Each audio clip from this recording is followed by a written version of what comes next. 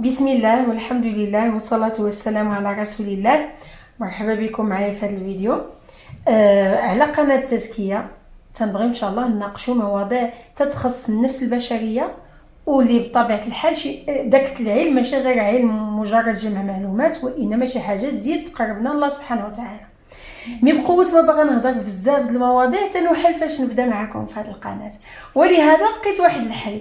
جبت لكم واحد الصديقه واخت كريمه اللي هي الاستاذه صالحه.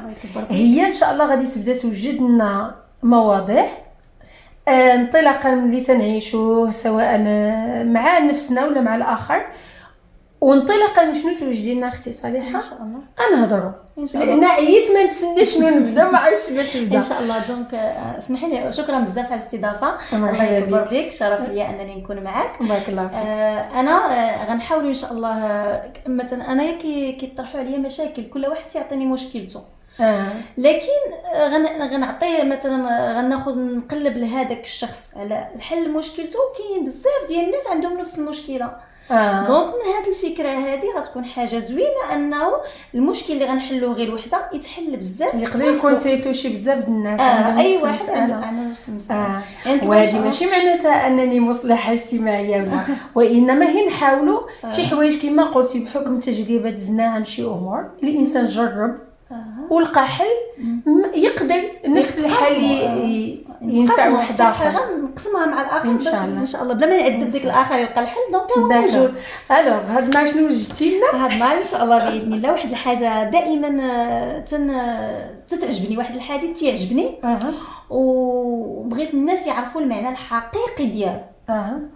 الوغ الحديث شنو تيقول؟ قال رسول الله صلى الله عليه وسلم، قال رسول الله صلى الله عليه وسلم: خيركم لأهله وأنا خيركم لأهلي. إذن كيفاش أستاذة نحلوا ونفهموا المعنى الحقيقي ديال هذا الحديث اللي زوين بزاف؟ وهذا راه مشكل عام، لأن ولينا في واحد المجاملات اللي ولا الإنسان بصح ما عندوش غرض، هو علاقته بالله بعدا كي دايره، وعلاقته بمالين دار، وهو لا كانت مرا براجلها وليداتها بقات تشما باغي الصوره ديالي قدام الناس تكون زوينه.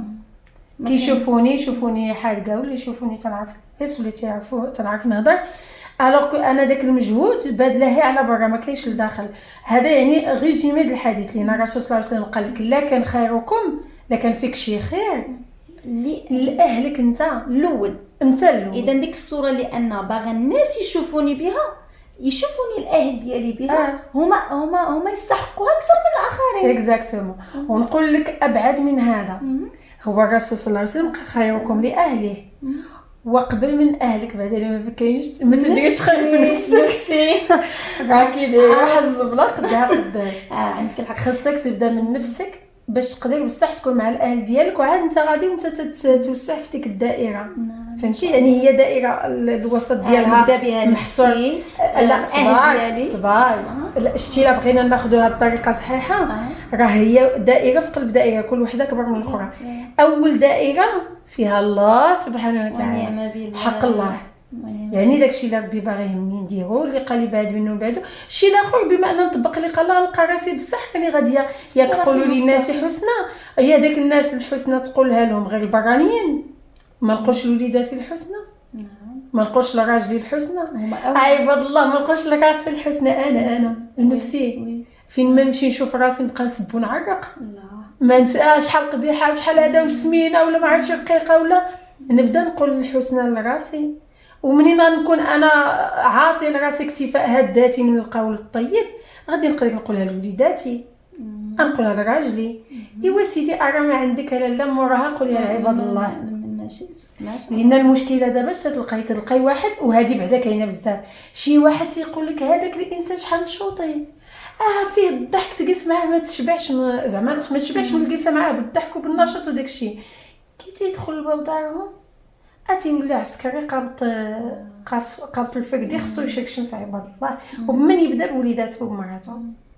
وكنظن هذا علاش جا هذا الحديث هذا اكزاكت، باش ما نكونوش كنعطيو للاخرين، ولا لان الوقت اللي غندوزوه مع الاخرين راه كنتصنعوا فيه تكون شخصيتنا الحقيقيه. لا ماشي الحقيقه. ولكن الوقت اللي غنكون مع الاهل ديالي راه وقت طويل، يمكنش نتصنع فيه، غنتصنع غدا ونتصنع غدا ونتصنع بعد غدا، ما يمكنش. نعم. دونك ضروري نبدا براسي، بالله سبحانه وتعالى.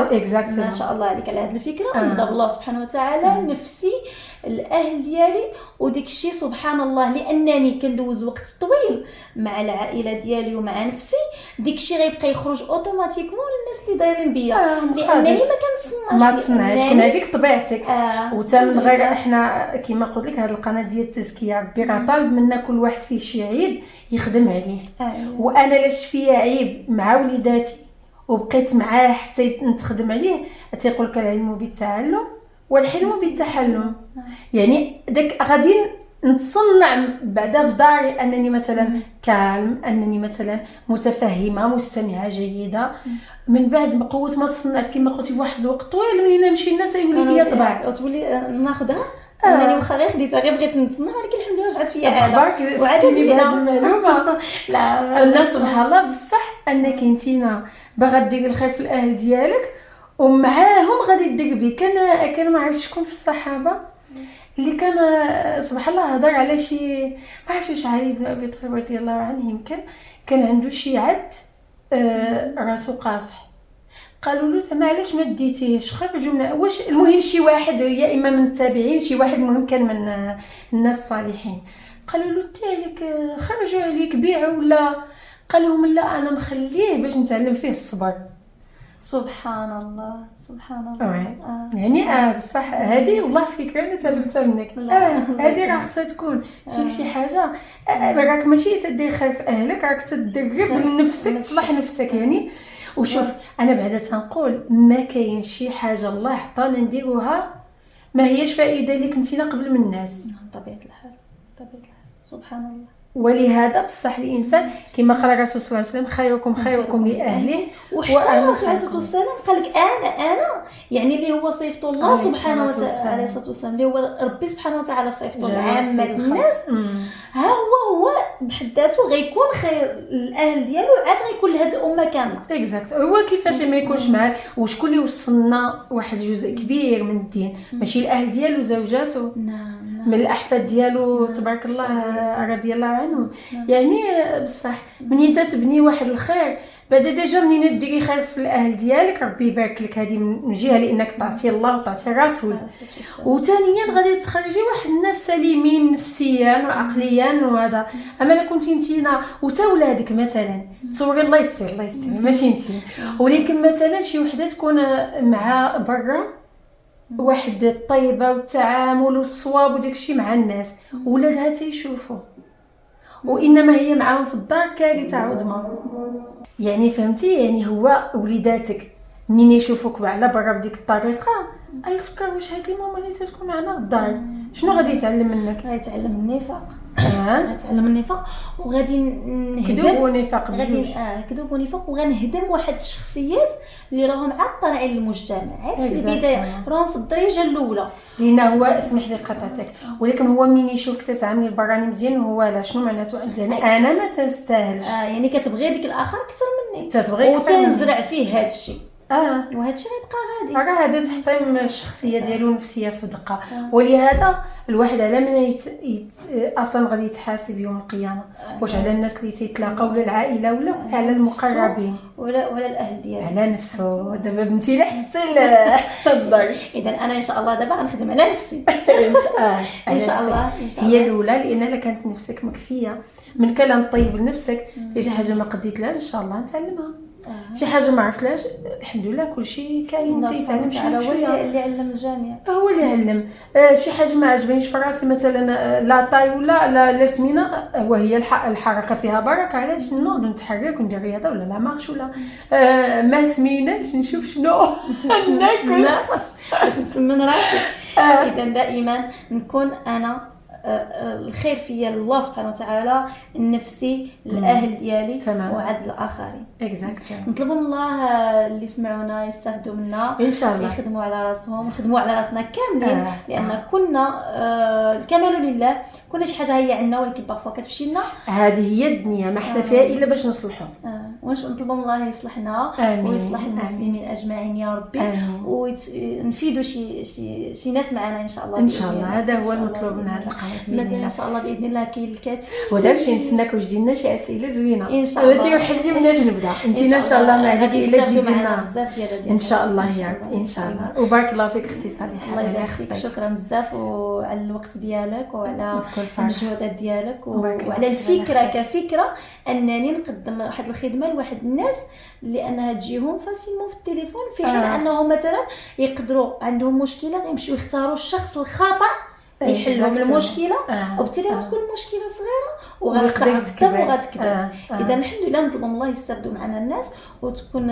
ولا نشكرك انك صراحه الله بديتي بحديث عجبتني بزاف لان كلام قال الرسول صلى الله عليه وسلم يعني نصيحه وديريكت يعني خصك ديريها. ربي قال وان تطيعوا تهتدوا، يعني تخدمي على واحد الحديث بعد لا زعما بحال هكا مره حديث وتخدم وتطبقوا تقول لا هاد المره عندي هاد الهدف هذا غادي نخدم عليه ان شاء الله بوندون يعني لواحد المده حتى يولي عندي عاده. يولي عاده انت خديتي اجر والمتاح وبالاضافه لانك تبعتي الرسول صلى الله عليه وسلم. يعني سبحان الله فيه بزاف. اصلا نشوف الطريق ديال الله سبحانه وتعالى كلها خير وكلها سعاده. اكزاكتومون. ونتمنى ان شاء الله موضوع جديد اخر تدبرينا فيه ان شاء الله باذن الله. وشكرا على المستمعين اللي سمعوا معنا ووصلوا حتى لهذه اللحظه هذه، وان شاء الله نتلاقاو في موضوع جديد نكونوا خفاف على قلوبهم ان شاء الله يا ربي. وان شاء الله الفيديو اخر في موضوع اخر ان شاء الله باذن موضوع الله. التزكيه ان شاء الله باذن الله. والسلام عليكم ورحمه الله تعالى وبركاته.